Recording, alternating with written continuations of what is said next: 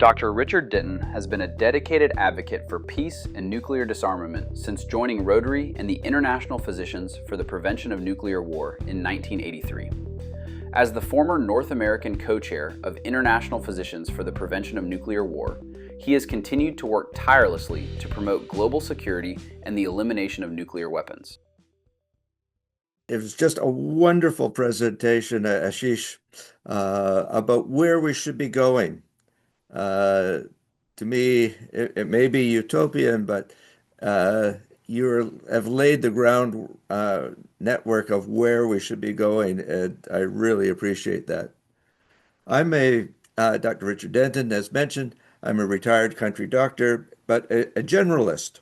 And I think, again, what you were talking about, Ashish, is being a generalist as opposed to dividing things into little silos. I live up in Northern Ontario in a city called Sudbury, a place that for much of my life stood as a warning of environmental destruction and later now is a powerful symbol of renewal. I want to speak to you about hope, not the abstract utopian hope, not wishful thinking, but hope as a verb. Hope that is created through action. And that's what my talk is today, creating hope in a divided world. And I want to show you, not theoretically, but concretely, how you can do exactly that. Jane Goodall is someone who many admire. And she said, we must all play our part, recognizing that each of us, no matter how small, how our actions may seem, can contribute to the restoration of our planet. If enough people, especially those in the corporate world, understand the urgency of the situation and take action, politicians will support, rather than oppose, the tough decisions that must be made. This is not a sentimental statement. It is a straight insight into change that actually happens. You likely know Dr. Jane Goodall for her groundbreaking work with chimpanzees, but she's also been to Sudbury on many occasions. Sudbury was once described as the backside of the moon, as pictured here. Decades of nickel refining had stripped the land bare. Acid rain poisoned our lakes. Nothing grew. Nothing lived. And then something extraordinary happened. Sudbury built the superstack, the world's tallest chimney, as the solution to pollution is dilution, or so we thought at the time. The citizens spread lime to neutralize the acid. They spread fertilizer, and they planted trees. Jane Goodall planted the 10th million tree in Sudbury. This single act symbolized something much larger, a belief that a damaged system can be restored. Today, Sudbury is a verdant city, as you can see here in this picture. We've gone from a desolate situation to lots of trees and greenery. Jane Goodall later made a film called Reasons for Hope. Sudbury was one of them. She wrote a book of hope, and Sudbury is in it. Her 4 reasons for hope are the human intellect, the resilience of nature, the power of youth, the indomitable human spirit of kindness, compassion, and love, which Ashish talked about. And these are not abstract ideals. They are the forces that we can activate. The purpose of the talk today, I will speak about how you can create hope, how dialogue, not violence, can eliminate nuclear weapons, how we can address extreme weather by making cities resilient, how movements actually work, where you fit in, and what you can do starting now. I grew up in the 1960s during the Cuban Missile Crisis. The Soviet Union, under Nikita Khrushchev, placed nuclear weapons in Cuba as retaliation for the American nuclear weapons being placed in Turkey, something that the public didn't know at that time.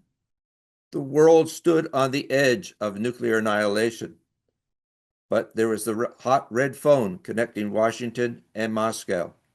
and the crisis was resolved through dialogue, not violence. This is our first lesson. Success comes not from bombs, but from conversation. At the time, both countries were testing nuclear weapons in the atmosphere. My parents debated whether to build a bomb shelter or to move to Australia or New Zealand, believed to be the safer from radioactive fallout. Like many children, I donated my baby teeth. They were analyzed for strontium-90, a radioactive element that mimics calcium and lodges in the developing bones and teeth. Individual actions, such as Dr. Ursula Franklin, a Canadian physicist and activist, working with the Voice of Women and the American Tooth Fairy Project, helped force change. The United States and the Soviet Union agreed to move nuclear tests underground, dramatically reducing radioactive fallout so that cancer rates dropped, birth defects declined. Individual people made a difference. At the height of the Cold War, there were 70,000 nuclear weapons. Today, we're down to about 13,000. Still far too many, but this is progress. South Africa dismantled its nuclear weapons. Canada and Greece sent their American weapons back to the US. Kazakhstan and Ukraine returned Russian weapons. Dialogue has worked. In 2017, I went to the United Nations, together with colleagues from around the world, physicians, activists, peacemakers. We helped build the international campaign to abolish nuclear weapons, ICAN, which was primarily led by two Australian doctors, Dr. Tilman Ruff and the late Dr. Bill Williams, and a Malaysian international physician for the prevention of nuclear war, ICAN, Dr. Ron McCoy. ICAN has secured support from over half of the world's nations for the Treaty on the Prohibition of Nuclear Weapons, the TPNW. For this work, ICAN received the Nobel Peace Prize in 2017. That's me there holding it in Oslo. The treaty matters because it recognizes women and children as being especially vulnerable to radiation. It acknowledges the environmental devastation caused by nuclear weapons and the need to restore it. It links peace, health, and ecology for the first time. And remember that Germany, Italy, and Japan were once our enemies and are now our allies. And Reagan and Gorbachev met and stated that a nuclear war can never be won and therefore must never be fought. And Putin and Biden and other world leaders said the same thing in 2022. These are reasons for hope. It's personal. I grew up skating on a river that no longer freezes. When raising our four children, we regularly experienced minus 40 degree weather. This rarely happens where I now live. Our grandchildren have more snow days, not because of cold, but because of unstable weather. As someone said, the extreme weather we're experiencing now is the mildest weather we will have for the rest of our lives. And here is me standing on the roof of our house. The power of, again, one person. In the 1960s, my father sprayed DDT on our lawn. Our cat rolled in the grass, licked its fur, and died. Bald eagle eggs failed to hatch. Rachel Carson, one person, wrote Silent Spring in 1962. DDT was banned, birds returned, life returned. As Margaret Mead said, never doubt that a small group of thoughtful, committed citizens can change the world. Indeed, it is the only thing that ever has. In Canada, physicians formed the Canadian Association of Physicians for the Environment, CAPE. Physicians in a little community of Hudson, Quebec, got the cosmetic use of pesticides banned on lawns. and that has now spread across Canada. Global cooperation works. We banned CFCs and Freon through the Montreal Protocol of 1987, and the ozone layer has begun to heal, as we see in these pictures. And this proves something vital. When humanity acts together, the planet responds. Change doesn't happen randomly. You and I are part of these movements.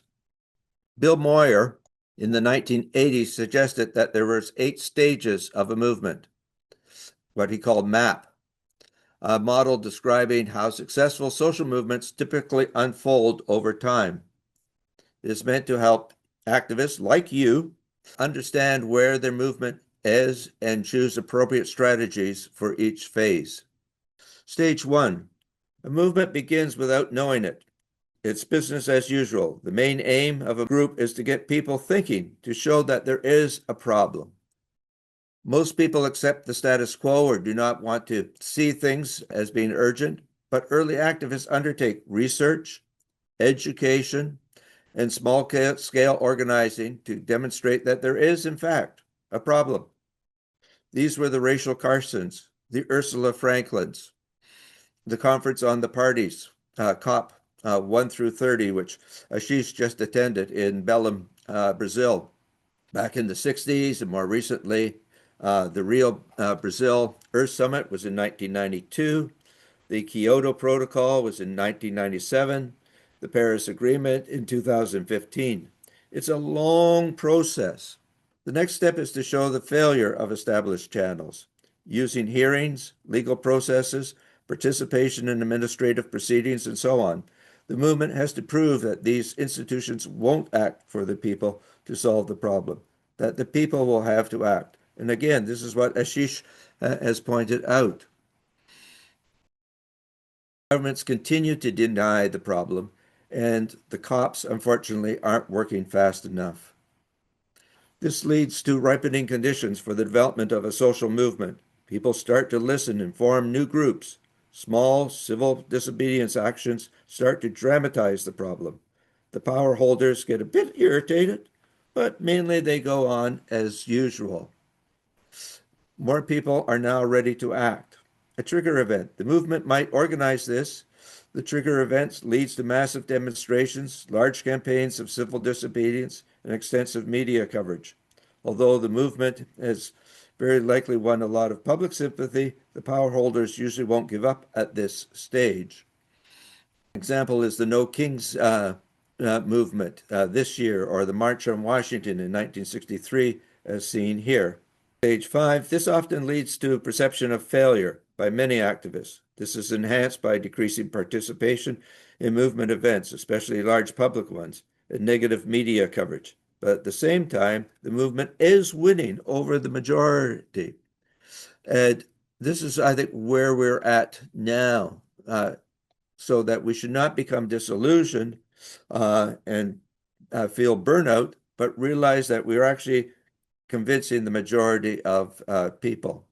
The majority of public finally supports the movement, and it shifts from short-term protests toward long-term organizing, building a broad base and promoting concrete alternatives. The majority of the public now sees the problem and supports substantial change, even if power holders resist or try to co-opt the agenda, which they certainly will do. They will do dirty tricks. They will try to control, again, the media and increase their oppression. But the movement must stop to these tricks and promote alternative solutions.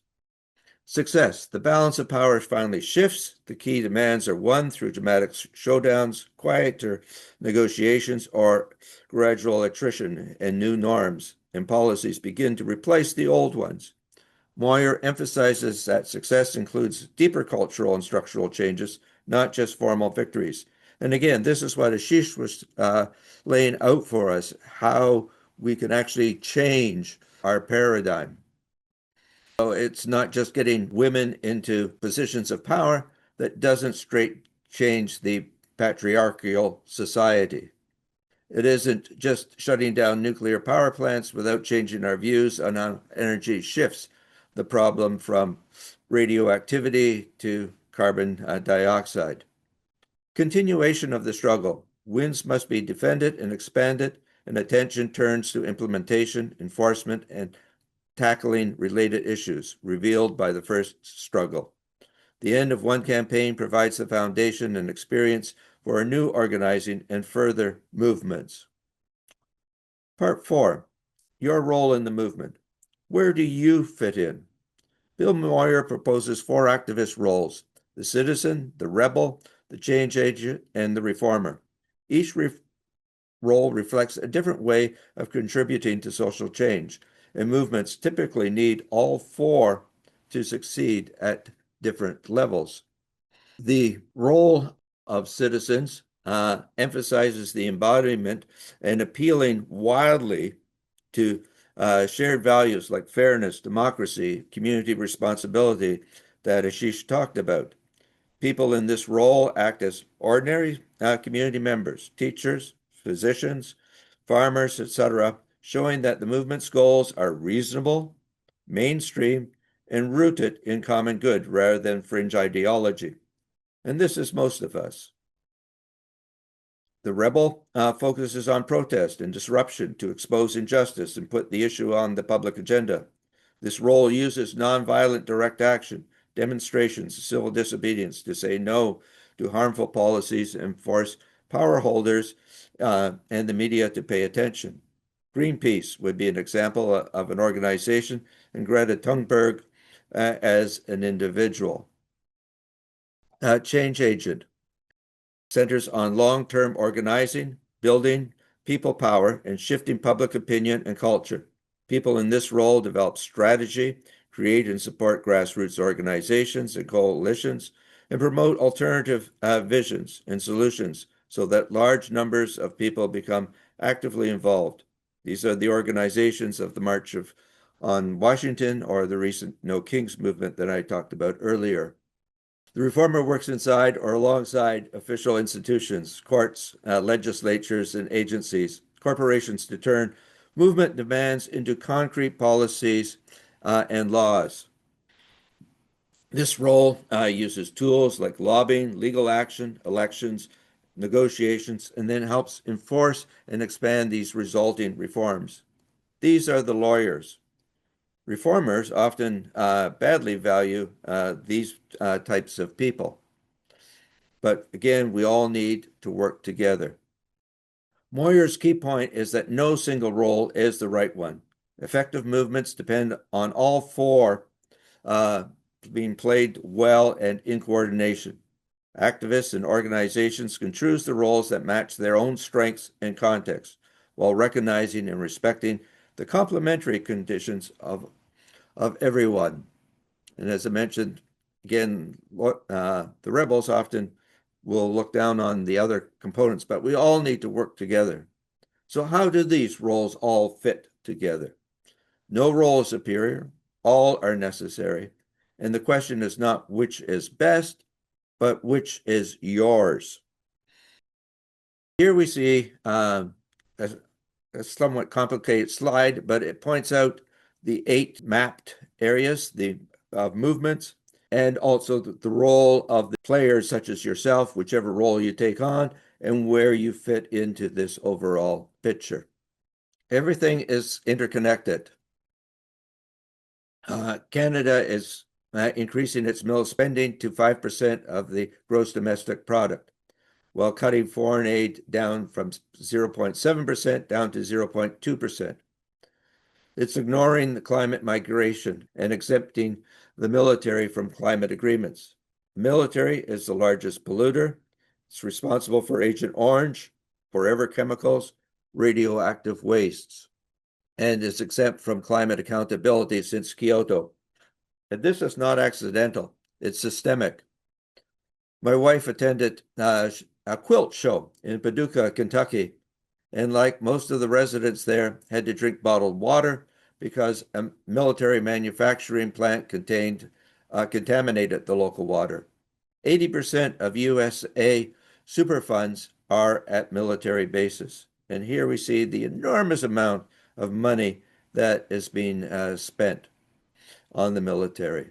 Here we see how people are moving from equatorial latitudes because their homelands are becoming uninhabitable, desertification, floods, heat, hunger, wars, and crime, and are moving to the higher latitudes. Walls will not stop this. Only climate justice will. So, what can you do? Join an organization. You don't need to reinvent the wheel. I work with Rotary, International Physicians for the Prevention of Nuclear War, the International Campaign to Abolish Nuclear Weapons, World Beyond War, and the Canadian Association of Physicians for the Environment. Live sustainably. Follow the 6 rules. Rethink, refuse, reduce, reuse, recycle, and repair. Go electric. Vehicles, heat air conditioner pumps, eat less meat, install solar panels, plant pollinating gardens. You can educate and amplify. Educate both yourself through taking courses such as World Beyond War, Peace on Earth by 2030, and War 101, or the Institute for Economics and Peace. And then share them. Write, speak, post, organize. Peace is supported by 90% of the people, but far fewer oppose war. And again, we need to change this perspective, as Ashish was talking about. You need to change the framing to broaden the framework so that peace building is both promoting peace and opposing the things that actively destroy peace. You need to state what you're for and what you are against. The Institute of Economics and Peace discusses both negative peace, the absence or the threat of violence, and positive peace with its 8 pillars of peace. Or as the International Cities of Peace define it, as in terms of safety, prosperity, and quality of life. We need to change this framework. Another way is divesting. Remove your money from military companies such as Lockheed Martin, Boeing, Raytheon, which is now RTX, Northrop Grumman, and General Dynamics. You can use tools like Don't Bank on the Bomb or in the United States as we sow. Support. You can get, again, organizations. A gentleman, Gene Sharp, categorized 198 methods of nonviolent action and civil resistance. You can lobby your own politicians to endorse the International Campaign Against Nuclear Weapons and the city's appeal that supports the Treaty on the Prohibition of Nuclear Weapons, and the Fossil Fuel Non-Proliferation Treaty that says that we should use up our fossil fuels that we have, but not look for new resources, and to have the workers transition to other jobs such as supporting renewable energy. And this area actually currently employs more people than in the fossil fuel industry. You can erect peace poles in your community schools, libraries, and public parks. And then on the international level, you can advocate for reform of the United Nations, the Security Council. You can support international law and adequate legislation on the crime of aggression and effective means of enforcement. The UN directed Global Defense Force, the Blue Helmets. Canada used to have thousands and now has just 27 Canadian soldiers wearing the blue helmet under the United Nations. You can work on not agreed upon mechanisms to avoid violence in the setting of international disputes, clear messaging that peace is essential for health, well-being, and prosperity, mechanisms to represent the needs and interests of humanity, not simply nations of the UN. So I'll conclude celebrating hope. Hope is not passive. Hope is not naive. Hope is earned through action. You can create hope in a divided world, and the world needs you now to do so. Now.